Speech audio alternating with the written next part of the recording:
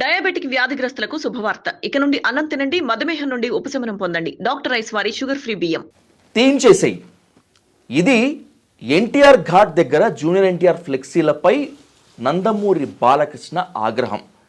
అర్జెంటుగా తీయించేసేయమని చెప్పడంతో ఆ ఆజ్ఞలు అందుకున్న వెంటనే నందమూరి బాలకృష్ణ అనునాయులు, సన్నిహితులు ఇమ్మీడియట్గా ఎన్టీఆర్ ఘాట్ వద్ద నుంచి జూనియర్ ఎన్టీఆర్ ఫ్లెక్సీలను తీసేశారు.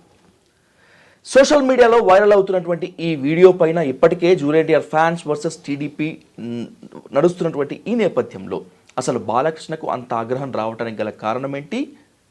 తన తాత ఫోటో పక్కన తన ఫోటో ఉండకూడనంత నేరం జూనియర్ ఎన్టీఆర్ చేశారా అనేటువంటి దానిపై డీటెయిల్గా చర్చిద్దాం ప్రముఖ political analyst C N Nagarjuna Reddy గారితో. సార్ నమస్కారం. సార్ నమస్తే సాబు. హిల్ డెవలప్మెంట్ స్కామ్లో చంద్రబాబు అరెస్ట్ అయిన దగ్గర నుంచి సార్ జూనియర్ ఎన్టీఆర్ స్పందించలేదు, జూనియర్ ఎన్టీఆర్ ఒక ట్వీట్ చేయలేదు అని చెప్పి పాపం ఆయన్ని టీడీపీ అభిమానులు, చంద్రబాబు గారి అభిమానులు, హార్డ్ కోర్ కార్యకర్తలు మొత్తం విపరీతంగా ట్రోల్ చేస్తున్నారు. కొన్ని ట్వీట్స్లో కొన్ని దాంట్లో అయితే అసభ్యకరమైనటువంటి, జుగుప్సాకరమైనటువంటి మాటలతోటి జూనియర్ ఎన్టీఆర్ని ట్రోల్ చేస్తున్నారు. సార్ అసలు ఈరోజు అయితే ఎన్టీఆర్ ఘాట్ దగ్గర బాలకృష్ణ గారు జూనియర్ ఎన్టీఆర్ ఫ్లెక్సీలను చూసి ఏ విధంగా ఆగ్రహం చెందాడో మీరు కూడా వీడియో చూశారు, ఇదంతా చూశారు. ఏం జరుగుతుంది సార్? అసలు అంత నేరం ఏం చేశాడు అసలు నందమూరి తారక రామారావు జూనియర్? అసలు ఏమీ చేయలేదు. జూనియర్ ఎన్టీఆర్ అనేటువంటి వ్యక్తి ఎలాంటి వాడు అనడానికి నీకు ఒక చిన్న క్లాసికల్ ఎగ్జాంపుల్ చెప్తాను please sir. Last time Telangana bypoll జరిగినప్పుడు అమిత్ షా గారు వచ్చారు. అవును సార్ కదా. జూనియర్ ఎన్టీఆర్ తోటి మాట్లాడినప్పుడు కూడాను బయటకు వచ్చినా రాకపోయినా కానీ మీరు బీజేపీలోకి వస్తే బాగుంటుందండి అని బహుశా మున్సిపాబుల్ అమిత్ షా గారు అడుగుంటారు. అడిగారు కూడా సార్, మీరు చెప్పట్లేదు అంతే. అది ఎక్కడన్నా కాన్ఫిడెన్షియల్గా కనుక చెప్పుంటే ఓకే, అమిత్ షా గారు అయితే చెప్పరనుకో, కనీసం జూనియర్ ఎన్టీఆర్ అయినా బీజేపీలోకి నన్ను ఆహ్వానించారని కనుక చెప్తే నమ్మచ్చు. మిగిలిన వాళ్ళు ఎవరు చెప్పినా నమ్మడానికి లేదు. ఓకే, అలాంటి సిచ్యువేషన్ జరిగినప్పుడే అతను సైలెంట్గా ఉండిపోయాడుగా. అవును సార్. చేరుతున్నానని చెప్పలేదు, చేరను అని చెప్పలేదు, అసలు ఆ వ్యాఖ్యల్ని ఖండించను లేదు కదా. అంటే అతని ఉద్దేశం ఏంటి అంటే ఈ పాలిటిక్స్ అనేటువంటిది ఇలాగే జరుగుతూనే ఉంటాయి, మనకి వీటితో అనవసరం. గతంలో జరిగిన అనుభవంలో నాకు దెబ్బ కూడా తగిలింది, తీసి నన్ను పక్కన పెట్టారు, అవసరానికి వాడుకున్నారు, అవసరం తీరిపోయిన తర్వాత చెత్తపట్ల వేశారు. పాలిటిక్స్ అంటే ఇలాగే ఉంటాయి కావాలి, అందులో చంద్రబాబు గారితో పాలిటిక్స్ అంటే ఇలాగే ఉంటాయి కావాలి.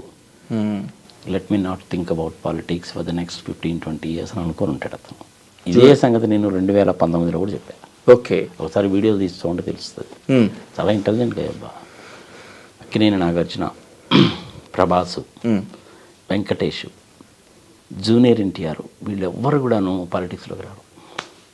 ఓకే, కానీ వెనక నుంచి ఎవరికో ఒకళ్ళకి మనకి సపోర్ట్ చేస్తారు. సపోర్ట్ చేసినట్టు మనకి ఎక్కడ హింట్ కూడా ఉండదు. యాక్చువల్గా ఎన్టీఆర్ గారు పాలిటిక్స్లో రావడానికి కారణం ఏంటంటే ఆయన కాదు కారణం, ఫస్ట్ నాగేశ్వర గారి దగ్గరికి వెళ్ళారు. ఓకే, నాకు ఆ వాక్చాతుర్యం అది ఇది సంగతి లేదు, నా ఆరోగ్యం కూడా పర్మిట్ చేస్తుంది ఏం లేదు, మనకంటే పెద్ద ఆయన ఉన్నాడు కదా, ఇల్లు ఆయన పట్టుకోండి, ఆయన కనుక కాస్త మనోచెట్టు ఎక్కించారంటే వచ్చేస్తాడన్నారు. నాగేశ్వర గారు చెప్పింది అది. ఓకే, అందుకని ఆయన పాలిటిక్స్లోకి వచ్చాడు. సరే, చంద్రబాబు నాయుడు గారు ఆయన వెన్నుపోటు పొడిచాడు, సంగతి సమాచారం. అనవసరంగా లక్ష్మీ పార్వతిని పెద్ద దెయ్యం కింద, భూతం కింద, బూచి కింద చూపించారు. ఇంకేమీ కారణం దొరక. ప్రధాన పాత్ర పోషించింది ఎవరు అనేసి అంటే రామోజీరావు. అంటే నీ మాట వినకపోతే ప్రభుత్వాన్ని మార్చేయగలను అనేటువంటి ధీమా అనమాట ఆయనకి. కానీ ఇప్పుడు చేయమన్నాడు, చూద్దాం ఎంత మాత్రం చేస్తాడు. ఇంపాసిబుల్. బెన్ సర్కిల్లో ఈనాడునే వదులుకోవాల్సి వచ్చింది కదా సార్. అదొక్కటేనా? రేపు సుప్రీంకోర్టు వాళ్ళు అన్నారు కదా, ఎవరికి ఇచ్చావు, ఎవరి దగ్గర తీసుకున్నావు, ఎంతకి ఇచ్చావు, ఎంత వడ్డీకి ఇచ్చావు, ఎవరి దగ్గరికి మళ్ళీ నువ్వు రిటర్న్ చేసావు, మొత్తం లెక్క డొక్క అంతా తీసుకురా అన్నారుగా. జుట్టు పీక్కుంటున్నాడు ఇప్పుడు రామోజీరావు. ఆ కేసు ఏమవుతుందో తెలుసా నీకు? చివరికి సమాన సందర్భం వచ్చింది కాబట్టి చెప్తున్నా సార్ ప్లీజ్. రేపు ఆయన చనిపోయిన దాకా ఇలాగే జరుగుతుంటుంది. రేపు చనిపోయిన తర్వాత ఏమంటారంటే మనిషి చనిపోయాడు కదండి, ఇంకేంది రండి, ఇంక 2 సంవత్సరాలు జైలు శిక్ష అని చెప్పి ఆ సెక్షన్లో రాశారు, ఇంక చనిపోయింది ఆడికి జైలు శిక్ష ఏమేస్తామని తీసేస్తారు. ఓకే, ఆయన డబ్బులన్నీ పే చేశానన్నాడు, లెక్కడొక్క ఏదో పెట్టాడు కదా చూస్తున్నామని అంటారు. అందులో ఒక 700 కోట్లు 800 కోట్లు మీరు చెప్పినటువంటి వాళ్ళ పేర్లు లేవండి, సంగతి సమాచారము, ఇంకా తప్పదండి అంటారు, ఆస్తులు జప్తు చేస్తారు. అది జరగబోయేది అల్టిమేట్గా సుప్రీంకోర్టులో. Okay sir. జూనియర్ ఎన్టీఆర్ విషయంకి వస్తే పాలిటిక్స్లోకి రాడు. Okay sir. ఏ పార్టీలోనూ జాయిన్ కాడు, అలాగని సొంతగా పార్టీ కూడా పెట్టడు. ఎవరు ఎన్ని ట్రోల్స్ చేసినా ఎన్ని అబద్ధాలు చెప్పినా ఎంత మునగ చెట్టు ఎక్కించి కింద నరికేద్దామని చూసినా మనిషి చెల్లించేవాడు కాదు. రుచి చూశాడు కదబ్బా పాలిటిక్స్ అంటే ఎట్టుంటాయో. అవును. ఎందుకు వస్తాడు ఆయన? రాడు, పాలిటిక్స్లోకి రాడు.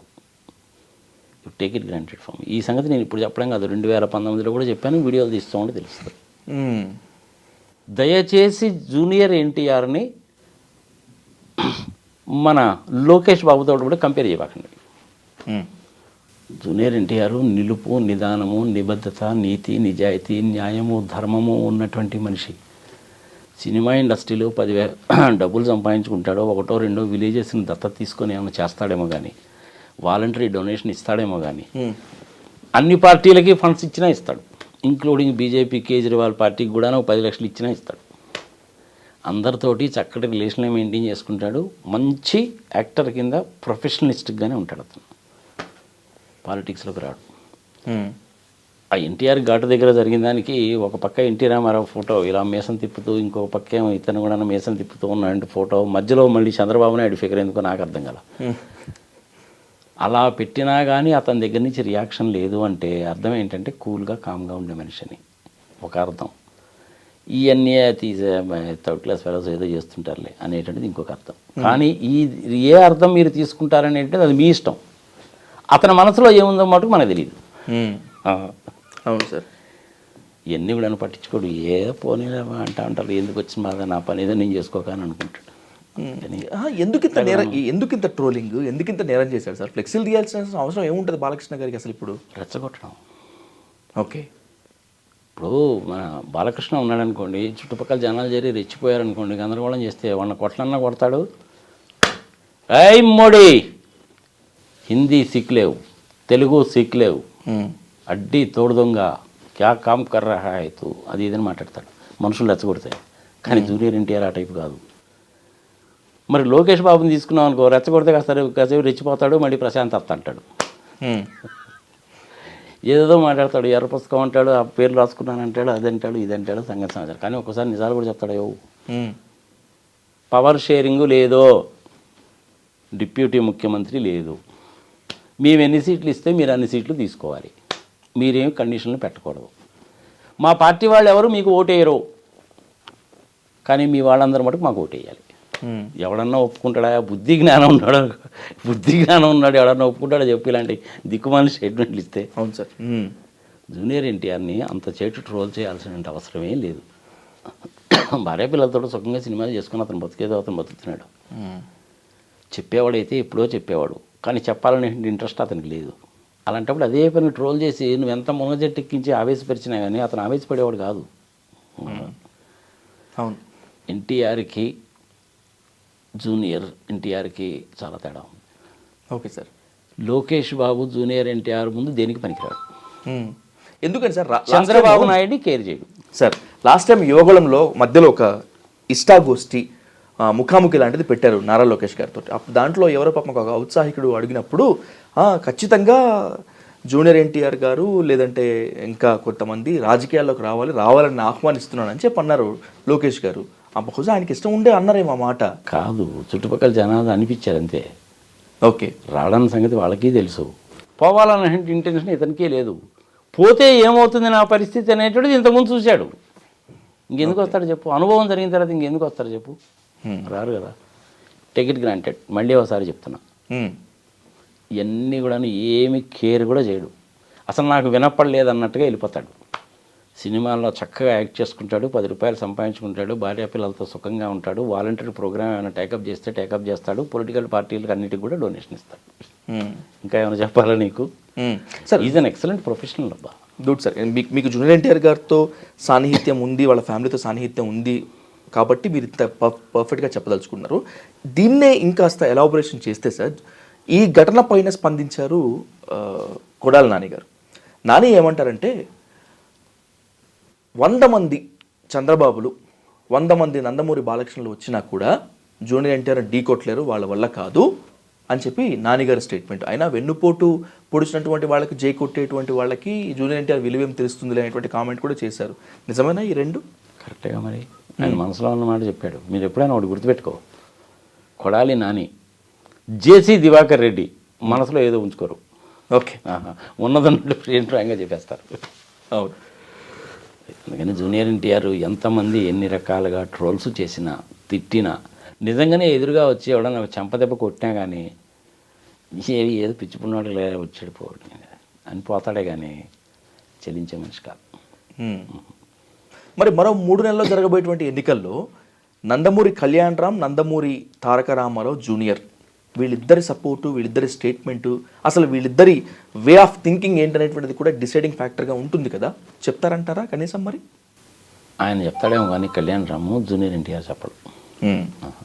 కూల్గా కామ్గా వచ్చి అవసరమైతే ఒక అరగంట సేపు నిలబడి ఓటేసి వెళ్ళిపోతాడే కానీ ఇది సమయం సందర్భం కాదులే బాబా చివరి మూమెంట్లోకి వచ్చేసింది కదా అని చెప్పి ఏదో ఒక నవ్వు వెళ్ళిపోతాడే కానీ చెప్పడం. సినిమాల్లోనే మాత్రమే ఉంటాడు, పాలిటిక్స్లోకి రాడు. గతంలో జరిగిన అనుభవాల మూలకంగా అతనికి పాలిటిక్స్ అంటే ఏందనేది బాగా అర్థమైపోయింది. ఒక్క దెబ్బతోటి పాలిటిక్స్ ఏందో బాగా అర్థమైపోయింది. చిరంజీవి గారికి కూడా అంతే, ఒక్క దెబ్బతోటి పాలిటిక్స్ అంటే ఎలా ఉంటాయన్న సంగతి అర్థమైపోయింది. సినిమాలు అలాగే ఉంటారు.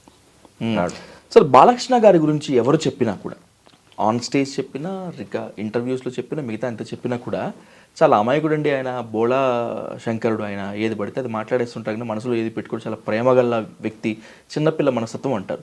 ఈరోజు జూనియర్ ఎన్టీఆర్ ఫ్లెక్సీలు తీసేయాలని చెప్పినటువంటి ఆగ్రహాన్ని కూడా బోళా శంకరుడు, అమాయకుడు, ఏం పెట్టుకోడు అని భావించాలా? లేదని కావాలనే అన్నాడు అన్నమాట. ఏదో ఒకటి అనాలి కాబట్టి అన్నాడు. చంద్రబాబు నాయుడిని ఒప్పించడానికి కోసం అన్నాడు మాటే కానీ ఇంకోటి కాదు. చుట్టుపక్కల మనుషుల నుండి అదే పనిగా ఎగేశారనుకో, బాలకృష్ణ ఏం మాట్లాడతాడు ఆయనకి తెలియదు.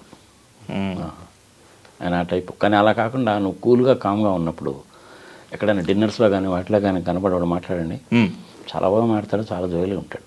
అక్కడ ఈ సినిమా వేషాలు, పాలిటిక్స్ ఏమి ఉండవు. చాలా బాగా మాట్లాడతాడు, చాలా చక్కగా మాట్లాడతాడు. అందులో మన క్యాన్సర్ యూనిట్ని మెయింటైన్ చేయడం మనకు రియల్లీ పర్ఫెక్ట్. బసవతారకం చాలా బాగా మెయింటైన్ చేస్తాడు. హెల్పింగ్ నేచర్ కూడా ఉందమ్మా అతనికి. కానీ ఏంటంటే హెల్ప్ చేశానని చెప్పి ట్వీట్ పెట్టి అది పెట్టి ఇది పెట్టి సెల్ఫ్ డబ్బా కొట్టుకునేవాడు కాదు. చంద్రబాబు నాయుడు అంటే హైటెక్ సిటీ నేనే కట్టానంటాడు, 22 కిలోమీటర్లకు బుల్లెట్ ట్రైన్ చేస్తానంటాడు, 2018లో ఒలింపిక్ గేమ్స్ పెడతాను, ఆ ఒలింపిక్ గేమ్స్లో గెలిచిన వాళ్ళకి ఏమో నోబెల్ ప్రైజ్ ఇస్తానంటాడు. ఒలింపిక్ గేమ్స్లో గెలిచిన వాళ్ళకి నోబెల్ ప్రైజ్ ఎవరికైనా ఇస్తాడా?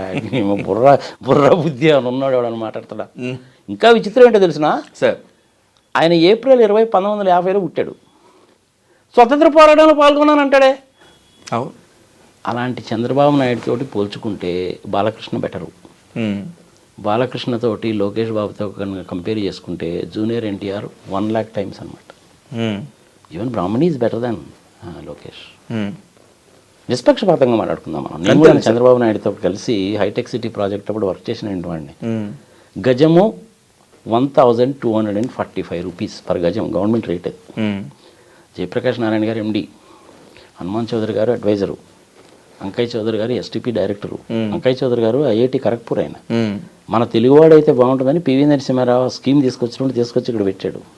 I was there as an internal auditor. So అందుకని నాకు ఈ విషయాలన్నీ కూడా తెలుసు. మోహన్ రావు గారు ఒక ఇంజనీర్ కూడా ఉండేవాడు అప్పుడు. మంచి టీం అది actually. Okay sir. So Chandrababu Naidu వ్యవహారం అంతా వేరే ఉంటుంది. ఈ బాలకృష్ణ ఏంటంటే పిచ్చి మాలకం కాబట్టి చంద్రబాబు నాయుడు బొట్లో పడ్డాడు. తెలివిగలడు అయితే ఇప్పుడు పడ్డు. అందుకని చంద్రబాబు నాయుడు గారే స్వయంగా వచ్చి భుజం మీద చేసి జూనియర్ ఎన్టీఆర్ని అడిగినా కానీ ఒక చిన్న నవ్వు వెళ్ళిపోతాడే కానీ చెప్పడం. అలాగని చెప్పి బీజేపీలో జాయిన్ అవుతాడంటే జాయిన్ కాడు. వైసీపీ వాళ్ళు ఎంపీ టికెట్ ఆఫర్ చేసినా కానీ జూనియర్ ఎన్టీఆర్ రాడబ్బా.